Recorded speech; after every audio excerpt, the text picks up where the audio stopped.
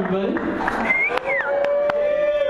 You know, Dean asked me the other day, I'm walking my twin boys, you know, I'm trying to get them to go to sleep, shut the fuck up. And he's like, come, open this up, 1,000 Days of Sodomy. You know, does it hurt? I said, yeah, you know, a lot of butt fucking, sure. I'll come, I'll talk about it, you know, Astro Boy, I'm gonna sponsor the event, and, you know, I'm totally cool with that, you know, I think we should all be a little more partial to butt fucking. This is the first time I think I've ever done something like this where I don't get to hide behind a guitar or a rock band, so I asked my friend Juan to bring me some tequila, because, you know, it's a rush, I'm a little nervous. You know, so I'm sure some of you are wondering why Paul Stanley is hosting. Russell Brand and Paul Stanley, and so I'm sure you're wondering how I get this luscious, beautiful, you know, forehead. You know what I mean? So I got like these two twins that I just had, you know, and they got big ass fucking heads. Big fucking heads, like Chris Pine, Star Trek, Captain Kirk fucking heads. You know? So I'm just gonna like let them embrace it. So I'm always like, pull your hair back, mijo. You know, just own it, you know, because motherfuckers are gonna pick on you in high school, right? That shit off at, you know, Hollywood Forever is gonna call. Come watch a movie on this shit. So I work with this guy named Robert Carranza, and he's this producer, and he's always like, you know, I meet the craziest people. You know, I met Steven Seagal. I met Steven Seagal on this fucking airplane ride, right? I'm like, what the fuck does Steven Seagal say? Because, you know what? I pull this shit back. You know, Robert's like, oh, cool, nice to meet you, Steven Seagal. You fuck Kelly LeBrock. And so he's like, he turns to Robert, you know, let me get it back a little more. I'm sure it's shiny because I'm Mexican. And, you know, he's like, I just read the greatest script ever. Oh, Robert's like, wow, great, who wrote it? I did. Get my hair helmet back here, it's a little dark helmet. It is real, you know, a lot of volume. You know, I play rock music for a living, or at least I think I do. And so, meet a lot of stupid, crazy people along the lines of Metallica. It's kind of funny when Metallica comes backstage and Lars, you know, does anybody know the drummer, Lars? Now, Lars will always come backstage. It does not fucking matter. Lars came backstage with us, and this is for Mars Volta. We were in Australia, and he's there with fucking John McEnroe. So I'm like, bring them shorts back, you know? And he's like, you fucking bring them shorts back, you know? So, the first thing he says to us is like, you want to do that? Yeah, can solve the world's problems. No, because I want to talk as well, you know? I'm not going to sit there and listen to you. So I missed that. So our tour manager comes back, says, you missed a great party. I show up, I go to the hotel room, fucking Sean Penn opens the fucking door, and there he is. Lalo, come back in here, you know, doing cocaine, fucking solving Hades' problems, right? So, you know, that's a bizarre mix. Everything kind of works out. And so anyways, John McEnroe, he parties his ass off that night with our drummer, great drummer named John Theodore. He goes out, parties till like 6 in the fucking morning with fucking Lars, who always thought he better talk like that. And he fucking whoops his opponent's ass. And I think he plays twice or something. And I'm just fucking amazed. I'm like, this motherfucker still partying. I don't know how fucking old he is. 60. Super nice guy, you know, and fucking wailing on that shit and fucking partying. And I feel like a total fucking pussy for not going out. Like, I'm gonna sing tomorrow. You know, because I'll lose my voice if I go out there. If I get a little fucking up on his level, I'm gonna start fucking going toe to toe and I'll fix Haiti for him, you know? But they asked me to come out here, tell stories, and it's kind of a rush, right? Coming out here, I can't really fucking see you. Anyways, do we have any bipeds in the audience tonight? I am Chicano. At least I try to be, you know? And So the other day, this really, really strange, gacked out, methed out girl came to my house. She had been stalking me. I looked at the window, you know, I was sleeping with the twin boys. I was like, what is this girl doing? You know, she's got my trash in the front lawn. So, you know, she ends up coming to the door, you know, I'm like, oh, what's up? You look like your name is Hortensia. Which is a fucking fantastic Chola name, you know? Fucking Hortensia. Now, she's not a fucking Chola, you know? She kind of looks Latina, you know? She's got like this fucking Urban Outfitters thing going on, like she's got bright green tights and bright red hair, you know? So I open the door and she's like, are you fucking Cedric? I'm like, yeah, I'm Cedric. No, you're not. Okay. So, like, I got this picture in the back that's been hand drawn by a friend of ours, right? And she's like, that's me in the picture. That's me in the corner, bitch. And so, and so, you know, I'm like trying to like figure out if she's high or not. Of course she's high. I know that fucking high. Not that I've been there, but I know that fucking high. You know, she's got the schematics to my house. You know, she knows where it's all buried. And then I realized, yeah, she's got my mail. She's been going through my mail and following me. So, I guess I'm kind of honored.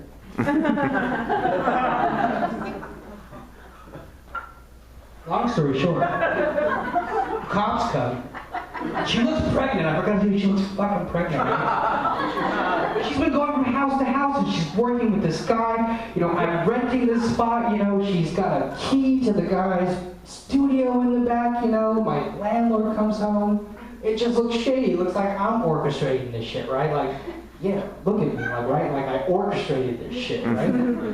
Fucking long hair. And so, you know, the cops got her, and I don't know if you've ridden the back of a cop car. It's like made of plastic. It's so fucking uncomfortable. And they're like, let's drive you up the street so you can recognize her. I'm like, no, I don't really want to recognize you. You know, fucking that's the other fucking imaginary chola. I imagine her with like, you know, Sharpie fucking eyebrows and fucking like hairspray fucking, you know, and she's got fucking, you know, she's got them up to here and they're pleated and shit. You know. That's the sound of her stabbing me. And, I go and recognize her. She thinks she can get away with it. She's got the hood on, right? Like, no, that's not me, mister. And, you know, they got her. She's got bright green tights, you know, manic panic, kind of like orange red hair, you know, and like this, like, Courtney Love baby doll dress on, you know? And so they emptied everything out so she became a little less pregnant, a little less pregnant, a little less pregnant. It was just the most random fucking shit I've ever fucking seen, you know, like paper clips, Post-its, you know, like pencils, you know, my landlord has his studio in the back, and she could have taken hard drives, you know what hard drives are, it's where you put your music nowadays. You know, she could have taken computers, whatever she wanted. I'm like, yeah, that's her. Hortensia. And so, you know, they arrest her, she doesn't show up to the court hearing, so Hortensia still has my name with them, you know, on a bullet. And, you know, I don't know if they pressed charges on her. It was definitely meth. I don't know if it was that Heisenberg shit. It had to be that Heisenberg shit, you know, blue. And so, you know, I don't know what became of her life till this day, so, Hortensia, I just hope that somehow your eyebrows are not angry with you. Because why the fuck do cholas do that, right? It's like this rite of fucking passage, right? You know, like, chale, we're gonna go out tonight, man, and fucking, pícame los pinche eyebrows. What is that shit? It's fucking hot is what it is. When I was growing up with punk rock music, and I fucking think like, oh, wow, the quintessential chola, man, she'll have nothing to do with me. And she wouldn't, you know? Like, I thought death rock chicks and cholas were like the fucking ultimate, and neither of them wanted to have anything to fucking do with me, you know? But, Jesus Christ, fucking A. A chola came to my fucking house and tried to rip me off, and but why? So, we do have a fantastic show tonight, and I'm really honored that they asked me to come and bullshit to you. And so I want to thank Dean Delray for taking a chance on me, but I don't necessarily think I'm some sort of fucking comic or anything. I just sort of, have diarrhea out of the mouth. I guess I get paid for it sometimes. So, coming up to the stage, he's going to be doing some sick fucking endos on his fucking BMX. I don't know if you know what that is. If you don't, that means I'm a little younger yet older than you are. This is a man who's got a beard the size of fucking... And his name is Kyle Kinane. Put it together with it.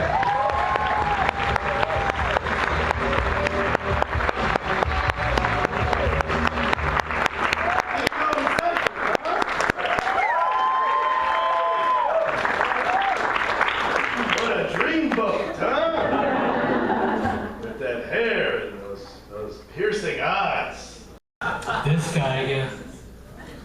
Hi, everybody, having a good time? Alright, so by first grade I had convinced the entire class that I had a koala bear.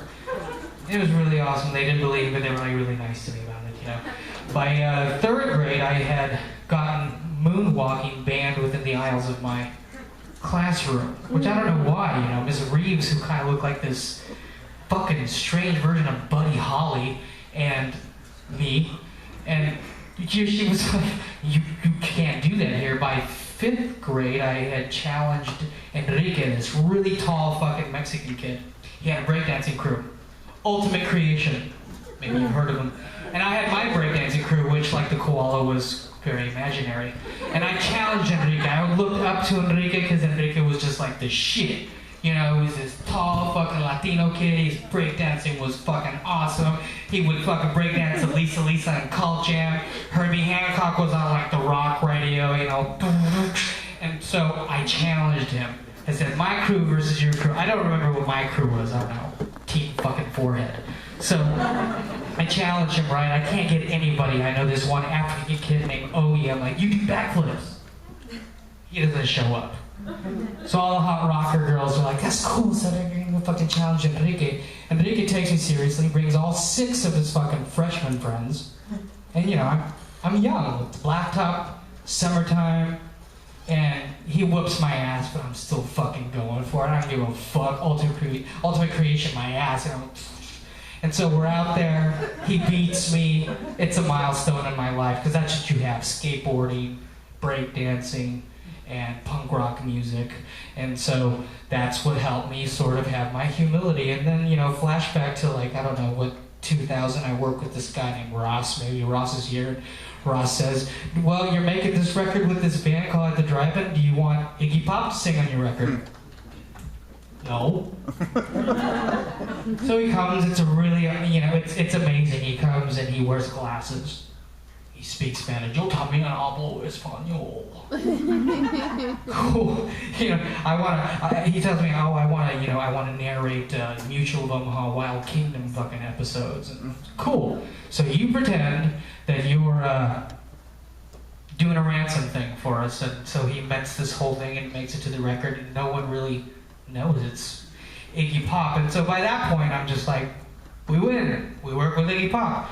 And then the next thing you know, I'm reminiscing on how I used to sell cocaine in high school. I wasn't like a big dealer, but I did used to do, I used to sell it to these guys. And these were the gangbanger cholos who weren't really hip to Cypress Hill at the time, because only like punks at the time were really cool to Cypress Hill.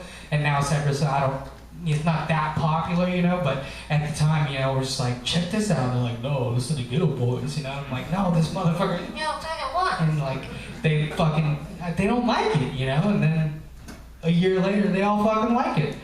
So I'm dealing coke in his fucking classroom, and Mr. Kleborowski is asleep, and my main connect is this guy named Spike, BG Spike, who likes to fucking say the phrase, yes, sir! And so I'm dealing in there. Mr. Kleborowski is, he doesn't give a fuck. I don't even know what class he's teaching. It must be like history, right? So I'm doing the coke, I'm doing the deal in there. We got the cocaine is wrapped in porno mag, and fucking, he's asleep, and I'm doing these deals, and fucking, the guy's like, this shit's good, I can't feel my dick. Awesome, buy that shit, I'm fucking big time, and of course back then, I wasn't self-conscious about my forehead. I embraced it back then. I used to wear it back because I thought I was Danzig. I thought I was like the Latin Danzig, you know. And so my friends, you know, I stopped talking to this one fucking guy for like a whole year because he said, you know, Jim Morrison sounds like Danzig. Fuck you. Fuck you. This shit's over. This shit's over. We're not talking. Of course he did. Of course he fucking sounded like Danzig. So I'm the Latin Danzig, which I don't know. I think personally Danzig should be the director of FEMA. And so it's not that funny. I'm just telling stories. And so so flashback into now, you know, and Danzig has this amazing house out here. It's only amazing to like hit people and drive by it, and he fucking hates it, you know. You drive by and there he is with his kitty litter. You're just like, that's fucking Danzig's house. That shit's fucking evil, isn't it? You know, and that's Danzig's fucking house. I don't know. And so here I am today trying to introduce comics, and I don't know if I'm doing that great of a job with it.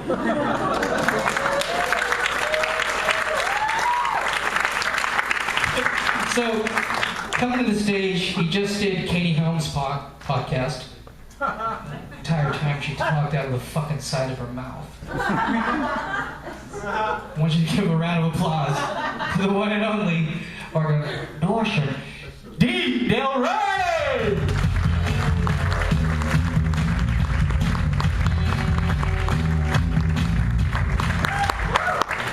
Yeah, let's hear it. Cedric Bixler, let's hear it from me.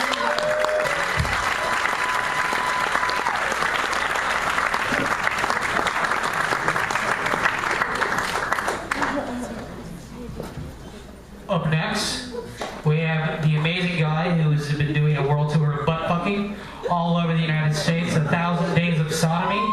I've been helping him out. I've been waxing his back and his tramp stamp. It's a beautiful tramp stamp of Marvin Hamlish going up and down, and giving pointers. Warm round of applause for Mr. Sammy Obeid!